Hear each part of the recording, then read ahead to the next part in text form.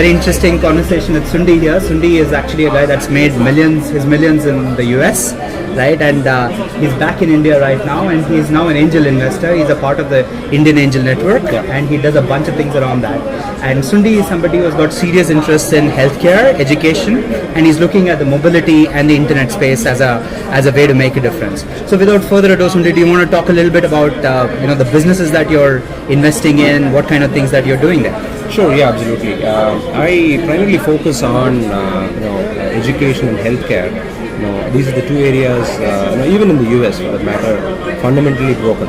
So I think there's a huge contribution that they can do in these two sectors, and which is dramatically going to change the world. Our kids are going to study 4-5 years down the lane, and also the way affordability of healthcare in terms of devices, in terms of the services, is going to really be driving a lot of things. So I thought more than anything else, there's also a social contribution in terms of how you can be part of this changing ecosystem.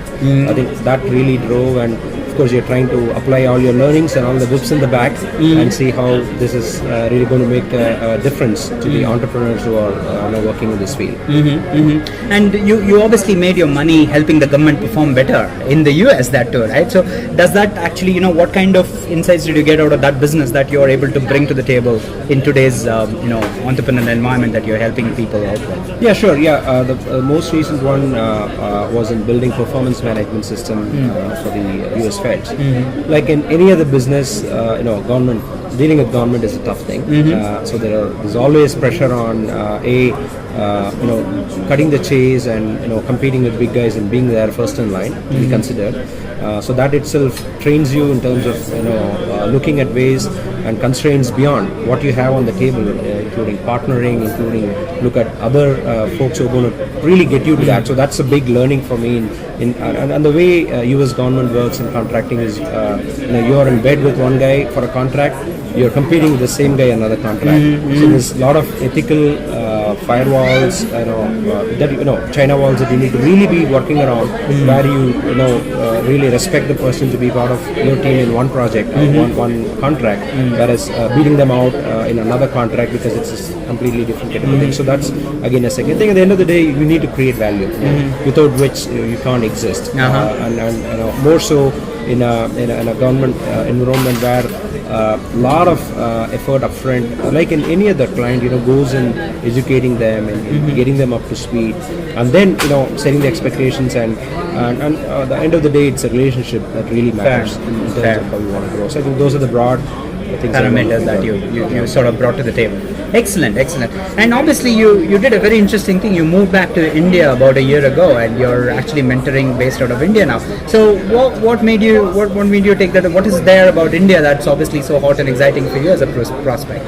So if you really rewind the clock 10-12 years, when all of us went to the US, one was cutting edge used to happen in US, and more likely in the Valley. That's the past, right? And the second criteria was obviously big money. At the end of the day, people are lining up to do this, do that. So if you really take a snapshot of a lot of things, you get cutting edge thing done right here in Silicon Valley of India, Bangalore, and other places where now people are taking a big plunge into that. And the piece is, money doesn't really matter where you are in your career, but more importantly, the scales in India have also come up a big way in terms of how people are getting rewarded, how equity is getting part of the ecosystem where people believe in creating something new. So I think those are some of the exciting things. But looking at India alone, the market, look at all these big guys like Cisco. They've replicated a dual headquarters right here in India, and I was meeting one of the senior people at Cisco, and the reason for them to move the headquarters here is not about the economics of scale or anything, but it's proximity to about 5 hours of flying time, getting to about 70% of the world's population. Can you believe it? Wow. Bangalore is a hub, and that's one of the decisions for them to build a hub here. You can reach China, you can reach pretty much, so 70% of the world's population is 5.5 hours of flying time. So fantastic. That's a very different perspective to this, eh? Yeah, so that kind of, one of the things that really excited, because if all these companies are now capped on their growth in terms of what US can provide and everything, but if the growth is going to happen here, what the heck are you doing here? You lying on, you're close to the customers here, understand what. So a lot of companies, including HP, including all these big guys, are now taking that step to really build a new suite of products. Nothing relating to what they've sold and innovated for the US, but to innovate for India and for the Asian markets. Fantastic. And that brings a lot of excitement in building products for India, which itself is a big kind of a market. Glad things are happening for India, which anyway is home for us, right? Yeah. Brilliant. I think that's you're getting a wonderful perspective, right? Which brings me on to the next question, really. So you know, from Trichy to Virginia to back to Bangalore again, that's like 20,000 miles, right? So what lies in the journey? What motivates you? What do you enjoy doing the most?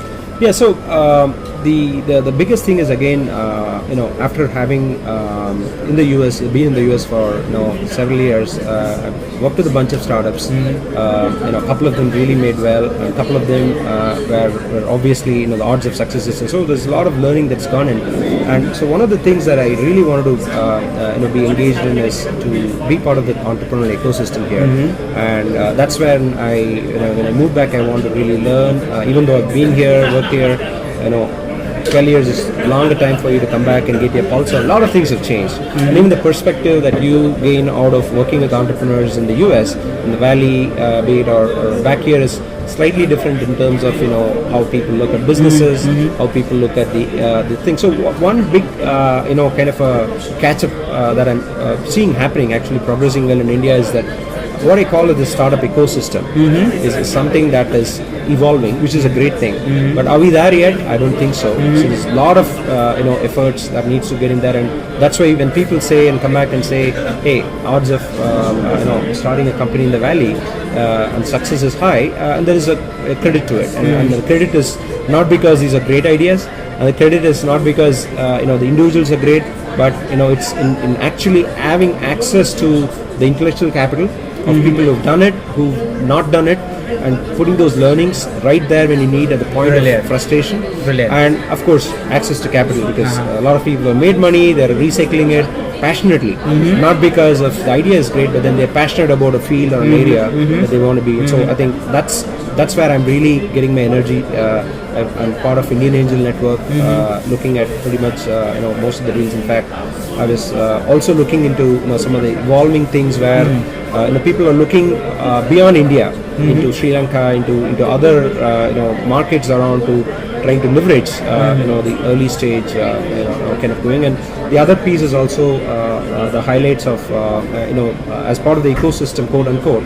The mentoring is I believe a key ingredient that is still evolving, the way people look into it and everything. So I've been putting a lot of efforts into, for example, one of the programs we've launched through the BITS Spark, which is an alumni.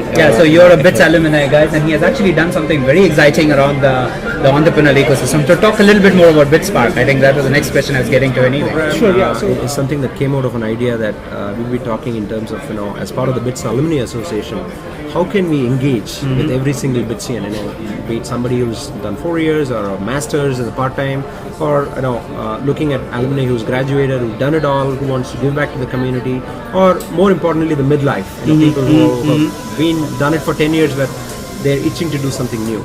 So this is a program that is designed for any startup or any company in any stage, where there's a Bitsian co-founder or founding team member who can approach BitSpark to avail of the mentoring as a network effect. So we've kind of created about 100 odd companies now that is lined up, and we've identified all across the globe. More importantly, now we also have mentors from various verticals and various phases of life who are willing to give back to the community to quickly engage. And so that's an experiment that's turned out to be very, very positive. Excellent. And so you said 150 companies and 300 mentors on the so the network is growing, and and that's the trick in really engaging with the startups, is to quickly have 4 or 5 mentors, depending on how they are and where they are, to add value to even getting that one person, one idea to a team with an execution capability, after right validation, right pivot. And more than that, we also now have BITS Angels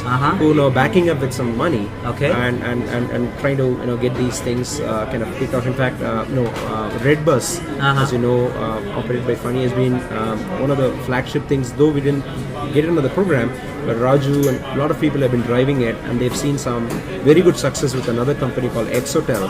Fabulous. Which is again, been driven through a lot of bits on Frame Bench is another company. Brilliant. So now we have, as part of the next wave, every quarter companies come in, pitch, we graduate them, get them to the store. Now that's really working out. More importantly, the mentoring is where we're finding a lot of value in cracking the problem of that early stage ecosystem. No, totally. I think, see, just to put this into a context, if you're an entrepreneur, and I'm sure you will have explained it better, the most important thing that you need to do is, out of the 150 things that I can do, which one should I actually do? That's really the question. And the mentor, somebody that has been through that journey, somebody that understands business, right, is obviously the right person to give you that advice, particularly if it's unbiased. Correct. And I think that's a phenomenal value. Yeah. As you said, it's not the money that you need in those kinds of situations. It's actually that advice that you need from somebody that you can trust and believe, and who has been through the journey. And I think it's fantastic. And in fact, most of the situations, it's more than what the list of things you have to do is knock out the things you don't have to. Absolutely. So that kind of about what you don't do rather than what you do. And that comes from a validation in terms of actually picking up the phone and talking to some guys to find out, hey, is this really going to make sense or not? And so you're in and out within minutes, instead of trying to figure out how to go talk to that guy. Fantastic figure stuff. it out, and so it's really getting value addition at that. I'm very impressed. Great stuff. And on that, I want to end this conversation. I'm sure we'll continue to hear from you, Sundi.